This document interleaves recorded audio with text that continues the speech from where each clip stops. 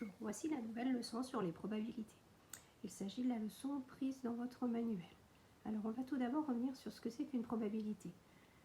Pour vous, à votre niveau, on va rester dans des probabilités simples qui sont des expressions de chance, c'est-à-dire quelle chance a-t-on que quelque chose se produise. Alors, pas n'importe quelle chose, chance qu'une expérience aléatoire se produise. Vous voyez le mot dans la définition qui est important. Qu'est-ce qu'une expérience aléatoire? C'est une expérience dont vous n'êtes absolument pas sûr du résultat et dans lequel il n'y a que le hasard qui intervient. Par exemple, donc vous avez deux exemples ici qui sont donnés. Vous avez ce qu'on appelle une roue équilibrée. Donc on suppose bien entendu qu'il n'y a rien qui la retient, que quand on va la faire tourner, on la fait tourner avec une force suffisante pour qu'on ne sache pas à l'avance sur quelle partie ça va tomber. Ça, c'est un premier cas. Un dé, par exemple, s'il n'est pas truqué, c'est une expérience aléatoire. Même chose, si je lance un dé, je ne sais absolument pas sur quelle face je vais tomber.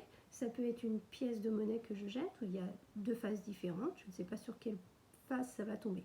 Donc, toutes les expériences aléatoires sont des expériences qui ne sont pas truquées. Donc, si vous avez une roue où il y a un aimant dessous qui permet de la faire arrêter sur une case, ce n'est pas une expérience aléatoire. Un dé où il y a un petit poids à l'intérieur, ce qui fait que elle tombe toujours sur la même face, ce n'est pas une expérience aléatoire. Une pièce qui a deux fois les mêmes faces, il n'y a pas pile et il n'y a pas face, ce n'est pas une expérience aléatoire. Donc vous devez bien retenir qu'une expérience aléatoire, c'est une expérience où il y a forcément le hasard qui intervient. Par exemple, le temps qu'il va faire la météo, ce n'est pas une expérience aléatoire. Parce que si je me pose la question de la probabilité qu'il neige en plein mois d'août à Lyon, forcément, l'expérience, la probabilité, elle va être quasiment nulle parce que je sais que c'est l'été, qu'il fait chaud, je suis dans un climat particulier. Donc, ce n'est pas du tout la même probabilité que si je cherche la probabilité qu'il neige en haute montagne à 2000 mètres d'altitude le 15 janvier. Donc, tous les phénomènes où il y a quelque chose d'autre qui intervient que le hasard ne sont pas des phénomènes de probabilité. Alors, on va voir ensuite donc les issues. Quel est le terme issu? Issu, c'est le résultat de l'expérience.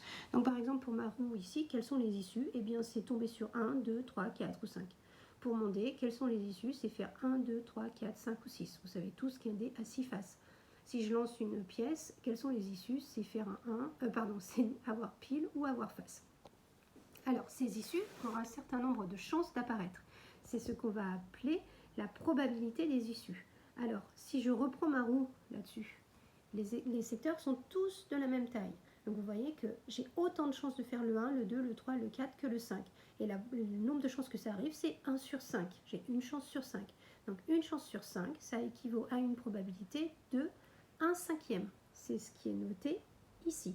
Je peux exprimer 1 cinquième avec un nombre décimal qui est 0,2, du coup un pourcentage qui est 20%. Si je reprends mon dé qui est ici, quelle est la chance de faire un 1, un 2, un 3, un 4, un 5 ou un 6? Eh bien, j'ai une chance sur 6.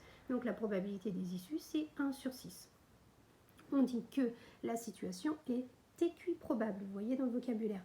C'est-à-dire que tous les résultats ont le même nombre de chances d'apparaître. Alors, deux propriétés importantes. La probabilité, c'est toujours un nombre compris entre 0 et 1. Normal, puisque je vous l'ai exprimé en disant j'ai une chance sur 2, une chance sur 5, une chance sur 6. Donc vous voyez que c'est une fraction, le dénominateur étant toujours de 1, il est plus petit que le numérateur est plus petit que le dénominateur. Après, vous aurez des exercices, par exemple, où vous aurez 2 chances sur 6, mais le numérateur sera toujours plus petit que le dénominateur. Ensuite, dernier point, la somme des probabilités des issues d'une expérience aléatoire est toujours égale à 1.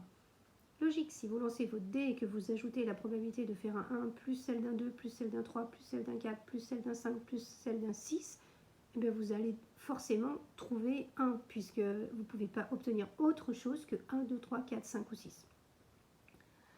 Donc, c'est vérifié par exemple sur la première roue équilibrée, vous avez 1 cinquième pour tout, 1 cinquième pour tout, ça fait 5 fois 1 cinquième et ça fait 1. Ce chapitre n'est pas très difficile, je vous laisse imprimer la leçon ou la recopier comme vous le souhaitez.